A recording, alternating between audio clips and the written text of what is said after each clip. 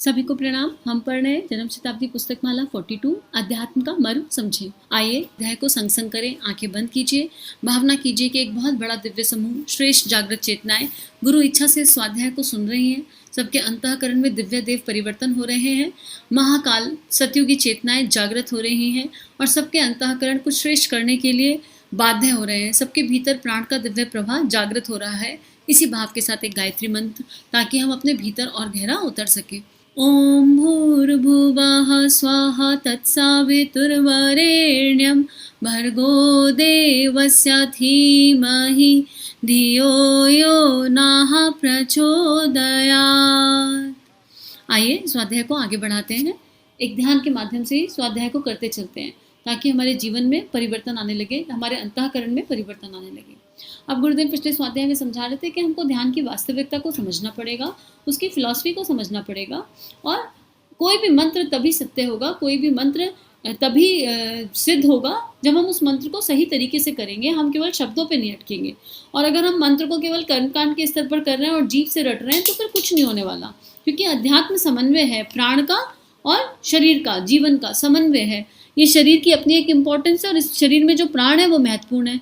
प्राण पे फोकस करना है और इस प्राण के माध्यम से शरीर को चलाना है। अगर हम केवल शरीर पर फोकस करते रहेंगे और प्राण की वैल्यू नहीं करेंगे तो फिर ये शरीर बेकार है, मिट्टी का है, ये जला देने योग्य है, ये किसी कार्य का, किसी काम का नहीं है।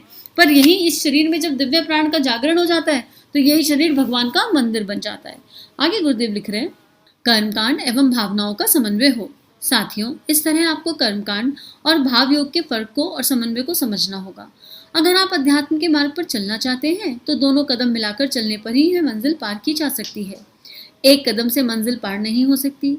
केवल कर्मकांड चाहे जितना ही आप क्यों ना कर लें, आप चाहे कितने ही अनुष्ठान क्यों ना कर लें, लेकिन अगर आप उन क्रियाओं को जिनकी तुलना हम आहार और विहार से किया करते हैं, जिनको हम आत्म संशोधन और आत्म परिष्कार कहते हैं, यदि आप उनकी उपेक्षा करने लगेंगे और यदि आप यह ख्याल करेंगे कि बस जप ही करना काफ़ी है, रामायण पढ़ना ही काफ़ी है, तो फिर मैं आपकी निंदा करूंगा और ये कहूंगा कि आप मकसद तक नहीं पहुंच सकते और जो फ़ायदा उठाना चाहिए वह आप नहीं उठा सकते। इसलिए वास्तविकता को आप जितना जल्दी समझ लें उतना ही अच्छा होगा। कर्मकांड निरर्थक नहीं है, उसकी निंदा मैं यहाँ नहीं करता हूँ, लेकिन कर्मकांड के साथ में व्यक्तित्व का जुड़ा होना, मनुष्य का जीवन परिष्कृत होना, आदमी का सही नितांत होना आवश्यक है। आध्यात्मिकता की यही पहली शर्त है। अगर आप इस शर्त को पूरा नहीं करेंगे तो फिर बात कैसे बन सकती है। यह शर्त अनिवार्य है, आवश्यक है। इस शर्त की उपेक्षा नहीं हो सकती। गुरुदेव ने ना कर्मकांड के ऊपर पूरा प्रवचन दिया है जन्म शताब्दी पुस्तक माला। अगर आप पीछे जाके देखेंगे तो आपको समझ में आएगा।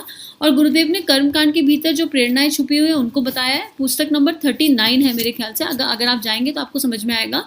और एक पुस्तक में गुरुदेव ने मंत्र और उच्चारण का अंतर बताया है, ठीक है। और एक है 38, उसमें कर्मकांड और व्यक्तित्व निर्माण बताया है। ये तीनों पुस्तकें अगर आप सुन लेंगे तो आपको समझ में आएगा गुरुदेव यहाँ कितनी गहराई की बात कह रहे हैं, कितनी विशेष बात कह रहे हैं। और अगर हम जब तक हम उसको समझेंगे नहीं, जब तक हम ये नहीं समझेंगे कि भावनाओं के साथ ही किया गया कर्मकांड ही सफल है, तब तक हम अध्यात्म के मर्म को नहीं स्पर्श कर सकते। हम कितना भी यज्ञ अनुष्ठान साधना कर लें, हम केवल अपने अहंकार को पोषित करेंगे, खुद को बताएंगे अरे इतनी माला की, अरे इतना समय तो हम निराहार रह लेते हैं, इतना समय तो हम फलहार खा के रह लेते हैं, हम तो 1 साल से खाना नहीं खाए, हम तो 50 माला रोज करते हैं।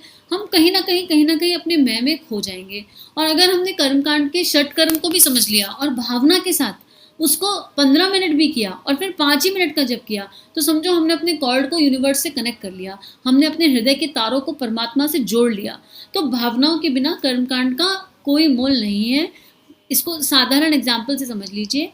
आपके घर में जब कोई गेस्ट आता है और अगर आपका वो बहुत प्रिय गेस्ट है तो आपके अंदर कितना एक्साइटमेंट, कितनी भावनाएं रहती हैं और उसके लिए क्या क्या ना बना दूं का भाव रहता है।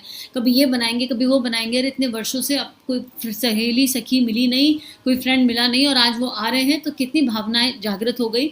और उस भावनाओं के तहत क्या क्या नहीं बनाया, बल्कि जबकि पता है कि जो बना रहे हैं वो सब कंज्यूम नहीं होगा, फिर भी बना रहे हैं। क्या है ये? प्रेम का एक्सप्रेशन है उस आत्मा के, उस चेतना के प्रति। ऐसे ही अगर कोई ऐसा जन आ रहा है जिसे आप बिल्कुल पसंद नहीं करते हो और बस वो आ रहा है, तो आप क्या करोगे? आपके बनाने में एंथुसियाज्म नहीं रहेगा, आपकी भावनाएं मिस हो जाएंगी, है ना। तो कितना इंपॉर्टेंट रोल है यहाँ खाना बनाने में भावनाओं का। बस ऐसे ही है, एक एक क्रिया करते हुए, अरे भगवान को जब फूल चढ़ा रहे हैं, एक एक क्रिया करते हुए उसमें समर्पित हो जाइए, उसमें खो जाइए, अपने इष्ट को महसूस कीजिए, अनुभव कीजिए और फिर एक फूल चढ़ाइए। फिर देखिए उस फूल की क्या कीमत हो जाएगी। आप लाके 50 रुपए के फूल चढ़ा दो, 500 रुपए के फूल चढ़ा दो, लेकिन अगर आपने भावना से फूल नहीं चढ़ाया तो आप समझ ही नहीं पाए फूल चढ़ाने का अर्थ क्या है। फूल की क्वालिटीज़ को देखो, अपने आप को एक फूल जैसा अनुभव करो और फिर चढ़ जाओ भगवान के चरणों में। यही बात गुरुदेव यहाँ समझा रहे हैं कि अगर हम समझ गए तो हमारा इनर ट्रांसफॉर्मेशन हो जाएगा, और अगर हम नहीं समझे तो कर्मकांड करते करते पूरा जीवन यूं ही निकल जाएगा। सही सलाह। अब गुरुदेव हमें सलाह दे रहे हैं। क्या सलाह दे रहे हैं? मित्रों, स्वास्थ्य की दृष्टि से अगर आपको कभी दो में से एक, व्यायाम एवं आहार विहार की उपेक्षा करनी ही पड़े, तो मैं व्यायाम की उपेक्षा करने के लिए आपको छोड़ सकता हूँ। गुरुजी, हम तो बहुत दिन तक जीना और स्वस्थ रहना चाहते हैं। तो आप दो में से एक को चुनिए। अगर आप व्यायाम के लिए कहेंगे तो हम आहार विहार ठीक नहीं रखेंगे, अगर आप आहार विहार के लिए कहेंगे तो हम व्यायाम ठीक नहीं रखेंगे। बेटे, दोनों को मिलाकर चलने में क्या हर्ज है? नहीं साहब, हम तो दोनों नहीं करेंगे, एक एक कर लेंगे। आप सोने जगने, ब्रह्मचर्य, आहार विहार आदि की बातें मत कहिए, बस हम आपका व्यायाम करते रहेंगे। बेटे, दोनों कर लेगा तो तेरा क्या ही बिगड़ जाएगा? नहीं महाराज, आप दो में से एक का फैसला कर दीजिए, हम तो वही करेंगे। ठीक है बेटे, तो फिर मैं इस बात की सलाह दूंगा कि तू अपना आहार विहार ठीक रख। अगर तू व्यायाम नहीं भी करेगा तो तेरा उतना नुकसान नहीं होगा। हाँ, अगर आहार विहार ठीक रखने के साथ व्यायाम भी करेगा तो तेरी ज़िंदगी लंबी हो सकती है, तू मजबूत हो सकता है।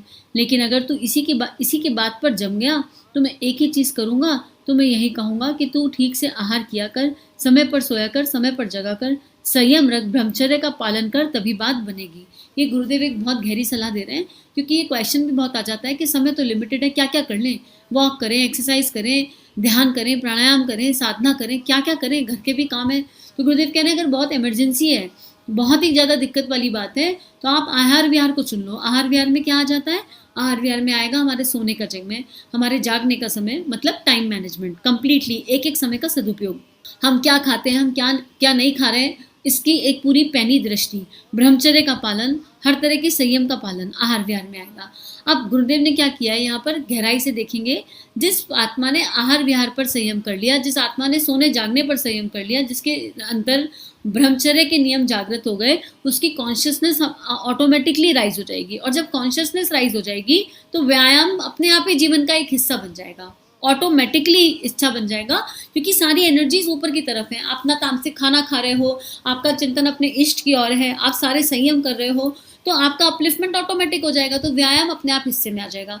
लेकिन जो केवल अभी कितने सारे लोग जिम फ्रीक हैं, आप देखोगे बहुत सारे लोग हैं जो पूरा नॉनवेज खा रहे हैं, पूरा ड्रिंक कर रहे हैं, एग खा रहे हैं और खूब जिमिंग करते हैं, और फिर जिम करने के बाद प्रोटीन खाते हैं और नॉनवेज खाते हैं और कहते हैं ये तो बहुत इंपॉर्टेंट है खाना क्योंकि हम जिम कर रहे हैं। तो कॉन्शियसनेस रेज नहीं हो रही खाली व्यायाम के माध्यम से।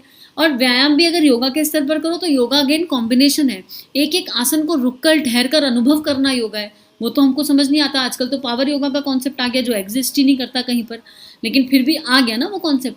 तो यही बात गुरुदेव कह रहे हैं कि गुरुदेव ने जड़ पकड़ ली कि अगर जड़ पकड़ेंगे तो बाकी तो पेड़ तो अपने आप ही अच्छा हो जाएगा।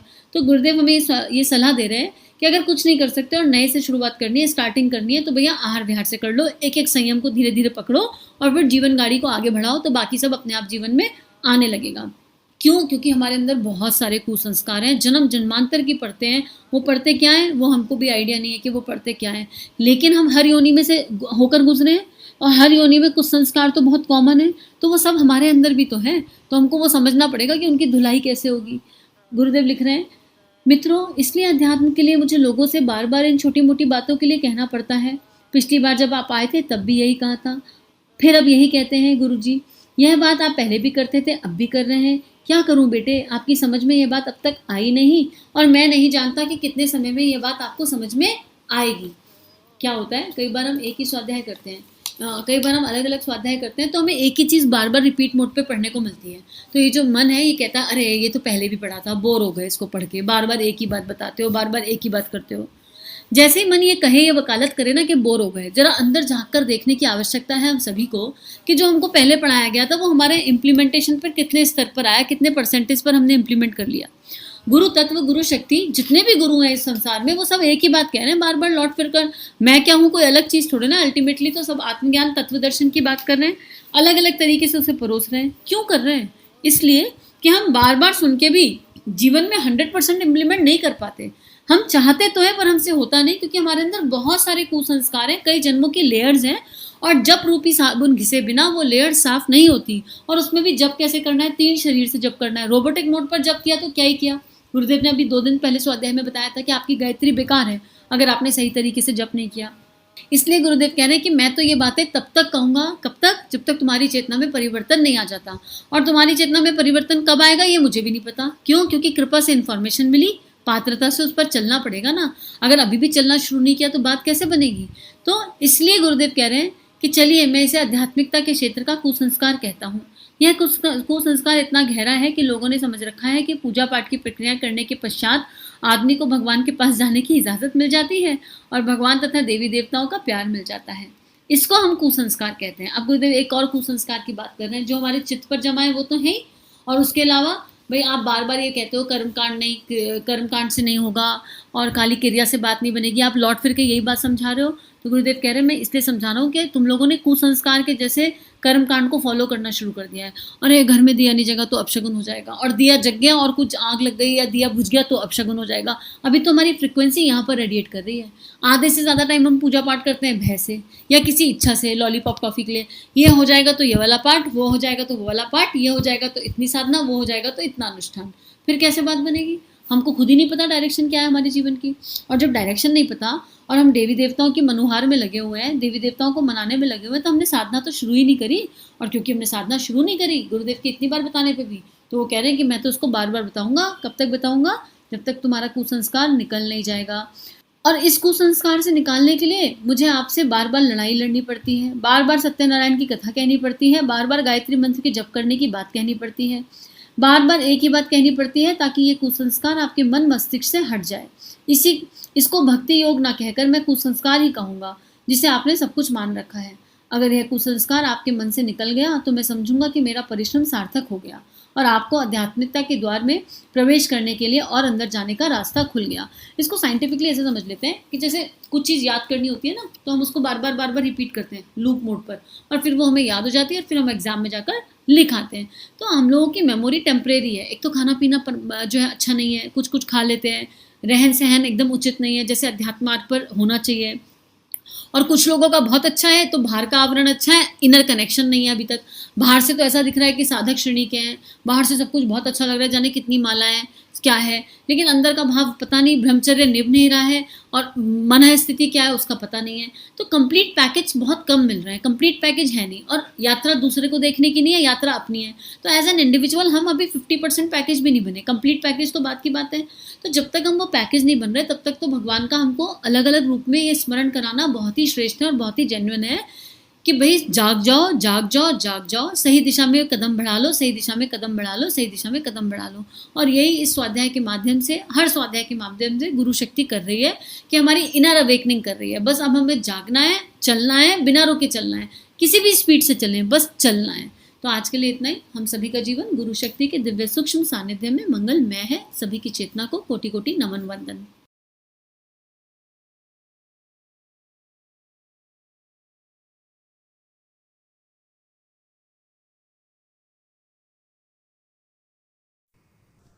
हमारे YouTube चैनल को सब्सक्राइब कीजिए और बेल आइकन पर क्लिक कीजिए ताकि आने वाली सभी वीडियो की नोटिफिकेशन आपको मिलती रहे। आप सभी को बहुत बहुत थैंक यू।